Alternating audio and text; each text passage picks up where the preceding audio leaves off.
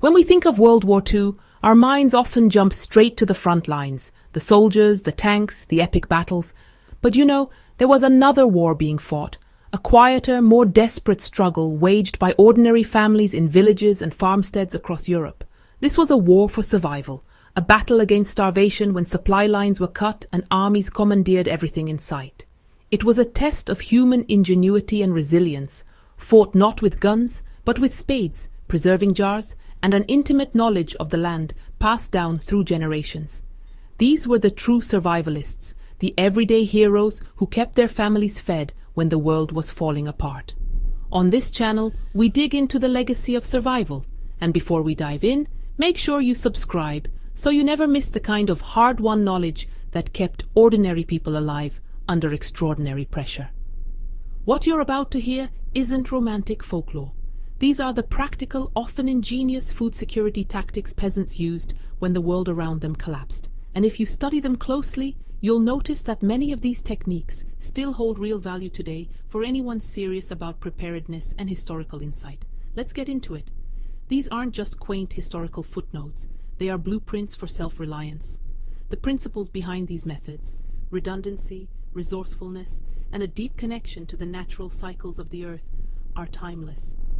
Whether you're facing a natural disaster, an economic downturn, or simply want to live a more secure and independent life, the wisdom of these wartime peasants offers a powerful guide.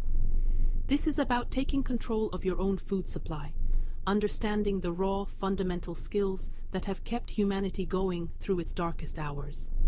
This is real-world survival knowledge, forged in the crucible of history. In the wild, you never rely on a single source for water or a single type of shelter. You always have a backup, and a backup for that backup. Wartime peasants applied this exact principle to their food. It was called layered storage, a masterclass in redundancy. They didn't just have a pantry. They had a multi-tiered system designed to withstand any threat, whether it was a marauding patrol, a bad harvest, or hungry neighbors. This wasn't about convenience. It was a calculated strategy for survival, understanding that what you can't see, you can't lose. It's a powerful lesson in diversifying your assets when everything is on the line. The first layer was often the most obvious, the attic. Heat rises, making the attic a superb place for drying herbs, seeds, and grains. Bundles of onions and garlic would hang from the rafters, safe from rodents and moisture. But they knew this was the most vulnerable spot. If the house was searched or burned, that food was gone. So they went deeper. The next layer was the root cellar, cool, dark, and humid. This was the fortress for the bulk of their calories: potatoes, carrots, beets, and apples, buried in sand or straw to maintain freshness for months on end. A subterranean treasure chest of life-sustaining food. But the most cunning layer was the one hidden in plain sight, the buried cache. Out in the garden, in the woods, or even under a false floor in the barn, they would dig pits, line them with straw, and bury sealed earthenware crocks filled with grain, smoked meats, or preserved vegetables.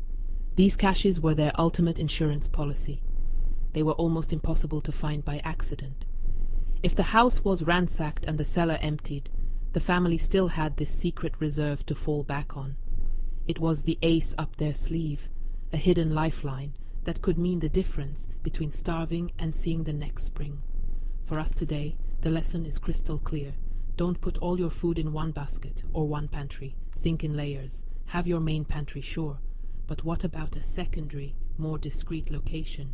A hidden closet, a sealed container in the garage, or even a buried cache in your backyard if you have the space. Use different methods: freeze drying, canning, dehydration.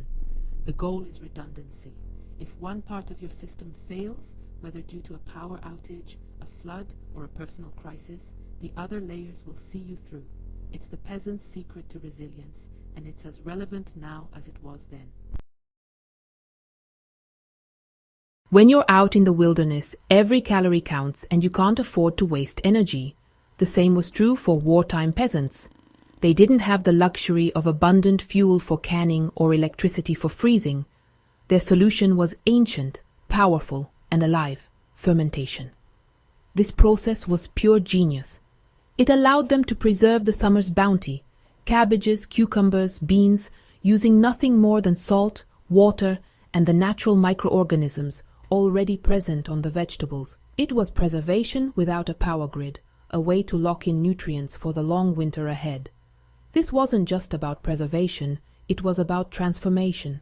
Fermentation actually enhances the nutritional value of food.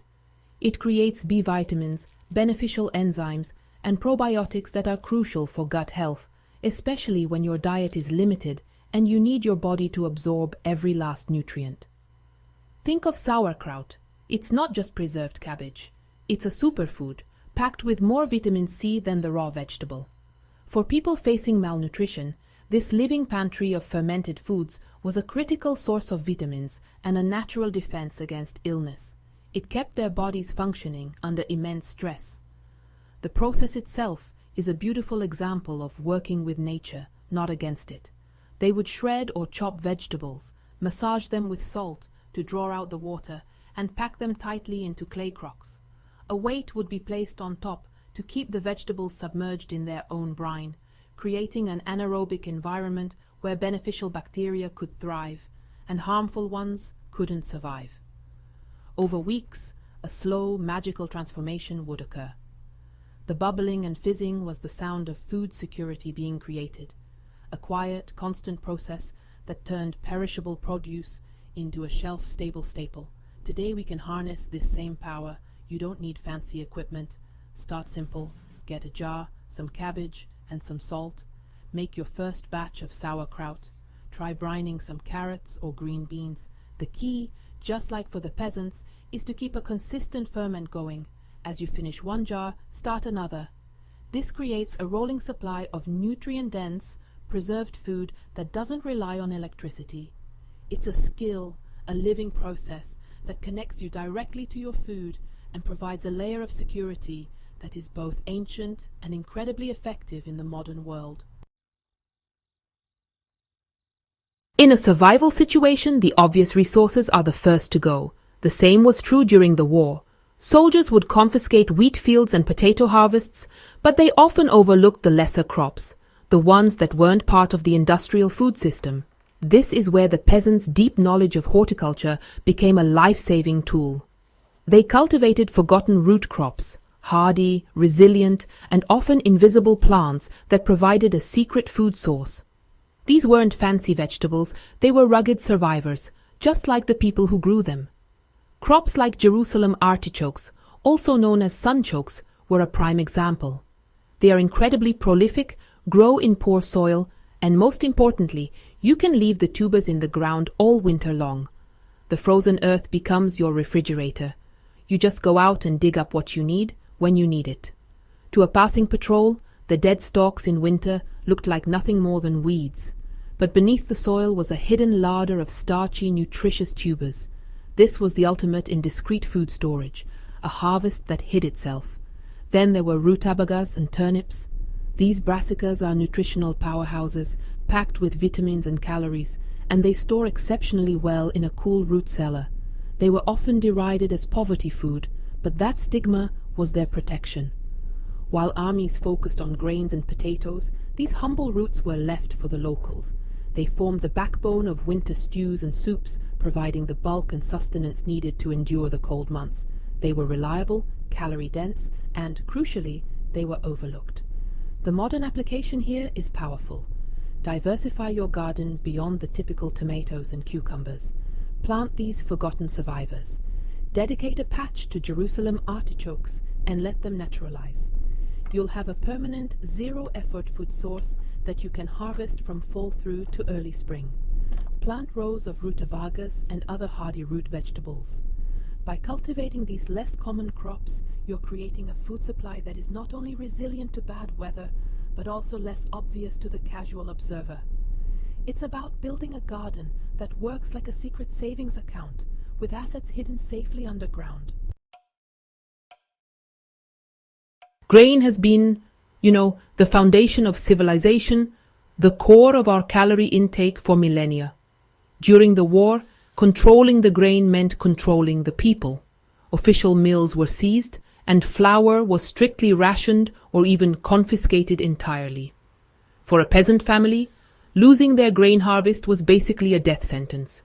Their response was to go back to basics, to a technology that was both ancient and liberating, the hand-powered stone mill or quern. Having a small hidden mill meant they could keep their grain whole, which was far easier to hide and store than those bulky sacks of flour. Whole grains are truly a survivalist's dream. The outer bran layer protects the nutrient-rich germ inside from oxidation and pests. Whole wheat berries, if they're stored correctly, can actually last for decades. Flour, on the other hand, starts to lose its nutritional value almost immediately after milling and, well, it goes rancid relatively quickly.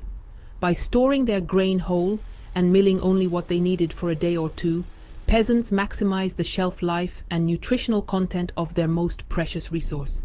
It was a strategy of ultimate efficiency and control. But this wasn't just about technology. It was about discipline.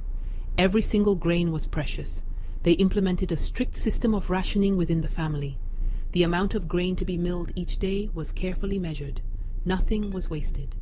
The bran, which is often sifted out in commercial milling, was kept and added to soups or used as animal feed. This meticulous management stretched a limited supply over the longest possible period. It was a daily exercise in foresight and self-control, a mindset that is absolutely critical when resources are scarce. For the modern prepper, the lesson is really twofold. First, store whole grains, not flour. Invest in wheat berries, oats, corn, and rye. They are more stable, more nutritious, and take up less space than the equivalent amount of flour.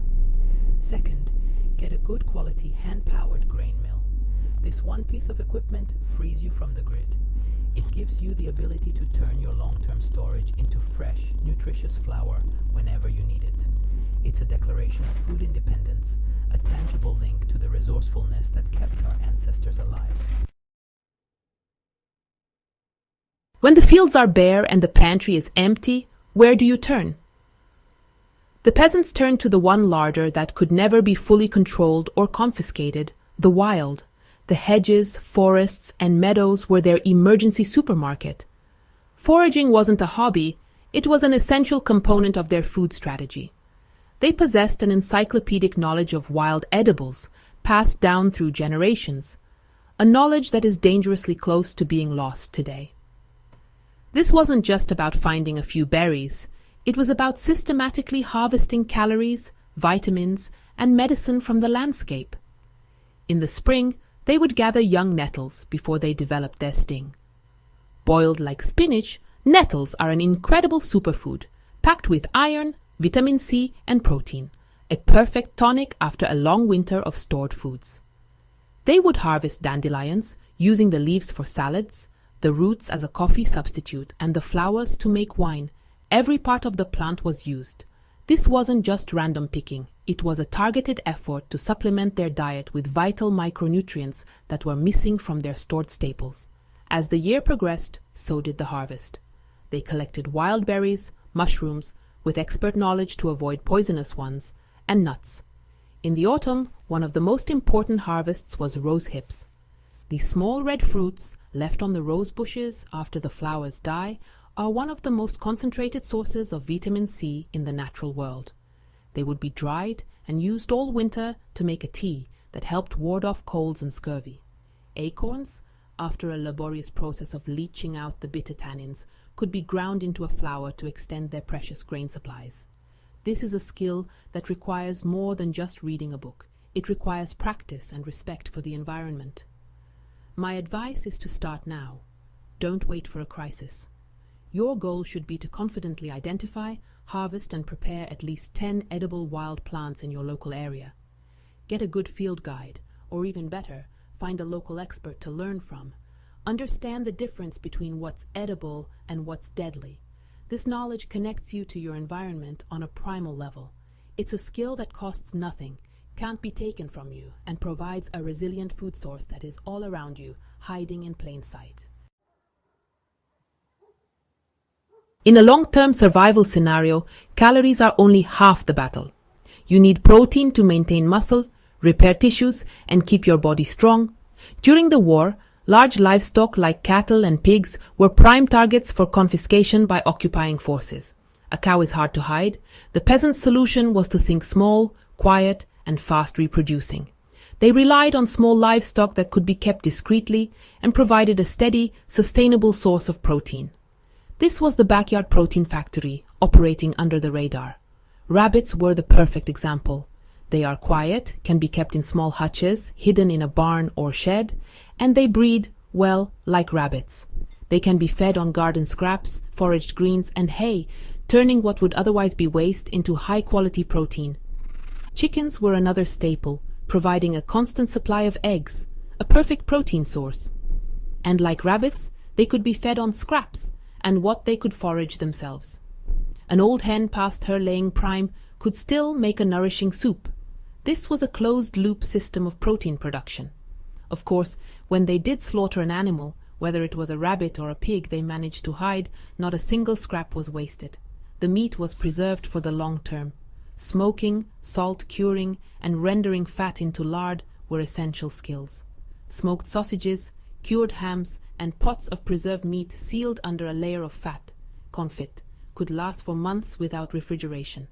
This allowed them to turn a momentary abundance of meat into a long-lasting protein reserve, portioned out carefully through the lean times.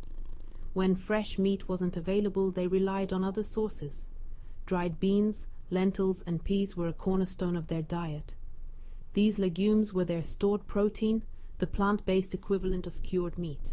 They are cheap, store for years, and provide the essential amino acids the body needs. Dairy from a hidden goat or cow, if they were lucky enough to have one, was also critical, providing protein and fat in the form of milk, cheese, and yogurt. The lesson for us is to have a multifaceted protein strategy. Consider raising rabbits or chickens if you have the space, but just as importantly, stock up on dried beans and lentils. They are your non-perishable protein foundation.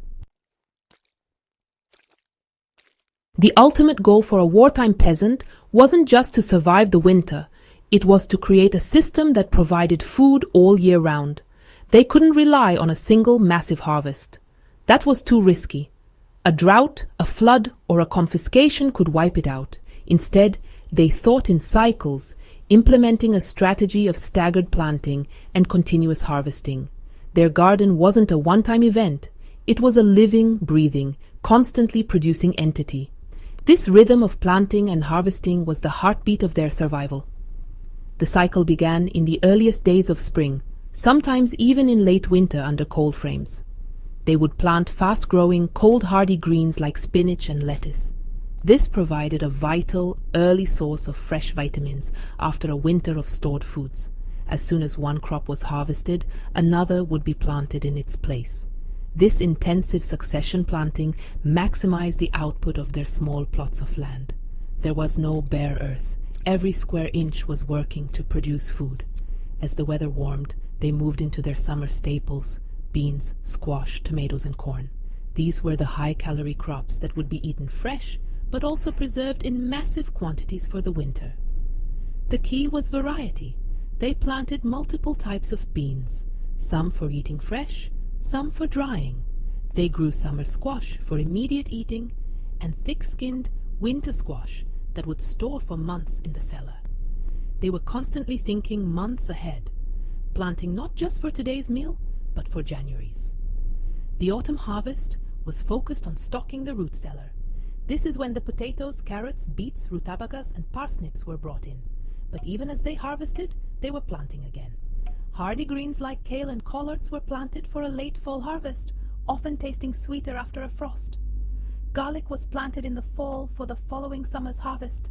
This constant cycle, planting, harvesting, preserving, planting again, is the pinnacle of food security. It's an active, forward-thinking strategy. Adopt this rhythm in your own garden. Think about what you can plant now that will feed you in 3, 6, or 9 months. This turns your garden from a hobby into a resilient, year-round food system. These 7 strategies are more than just old-fashioned tips. They are a testament to the incredible resilience of the human spirit. They show us that even in the darkest of times, with the most basic of tools, ordinary people can find a way to provide for themselves and their families. It's about ingenuity, a deep understanding of nature, and the discipline to plan for the future. These peasants weren't preppers in the modern sense. They were simply living a life of preparedness because their reality demanded it. Their wisdom, born from necessity, is a powerful gift to all of us. The world today might seem different, but the fundamental need for food security remains the same. The systems we rely on are more fragile than we think. Learning these skills, layering your storage, fermenting your food, growing forgotten crops, and understanding the cycles of nature is not about living in fear. It's about empowerment.